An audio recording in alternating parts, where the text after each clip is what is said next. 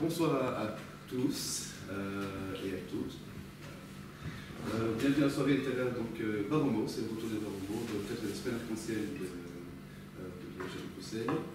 Et il y avait une autre dimension aussi qui était pour moi très importante, c'était pas de, je voulais pas raconter ma petite vie pour raconter ma petite vie. Et il fallait qu'il y ait une portée universelle, et c'est ça qui me fait le plus plaisir dans l'histoire de ce livre, c'est que dans les salons du livre, dans les signatures, j'ai des femmes qui viennent vers moi.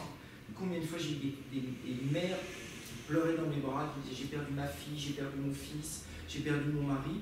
Et finalement, le livre c'est un livre sur l'absence, sur la douleur de l'absence, mais universel. C'est pas...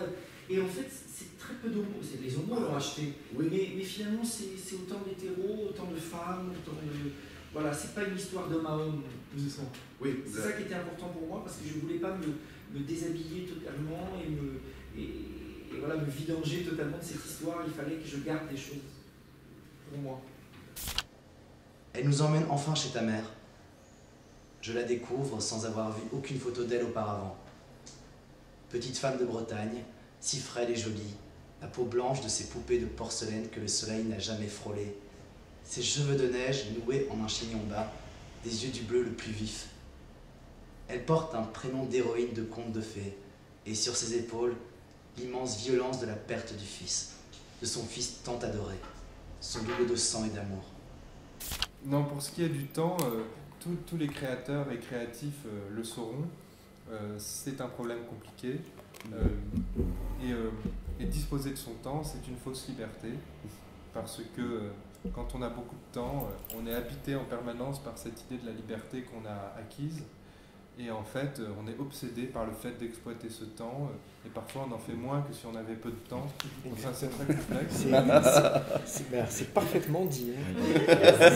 Tu as le même problème, David. Ah, mais en plus, tu es en train de décrire quelque chose que je vis actuellement. Ah bah tiens. Donc vraiment... Qu'est-ce que le sperme? La question se pose à l'orée du collège, quand je découvre le verbe bander. Bastien m'explique que le sexe qui durcit porte un nom. Je m'arrête net dans le couloir d'entrée. Le sexe dur, je connais. Mais comment imaginer qu'il existait un mot pour cela?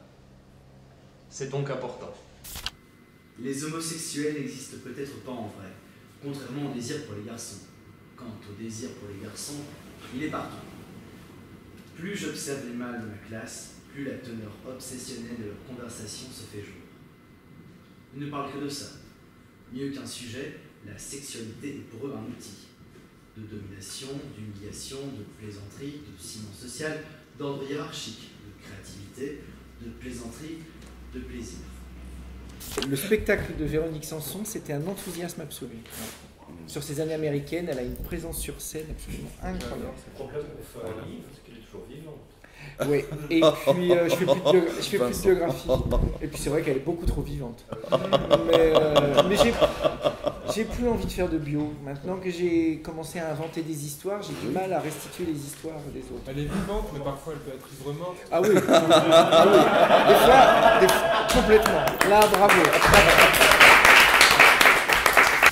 Écrire ces mots, seul dans ma petite chambre froide, tandis que votre haine emplit la pièce mitoyenne, me procure déjà le plus grand soulagement. Imaginer cet ailleurs sans vous me tient en vie depuis des mois. Voici qu'il est enfin à portée de main. Vous ne m'avez pas cru quand je vous ai prévenu qu'un jour je disparaîtrais. Car, entendez-moi bien, je ne pars pas, je disparais.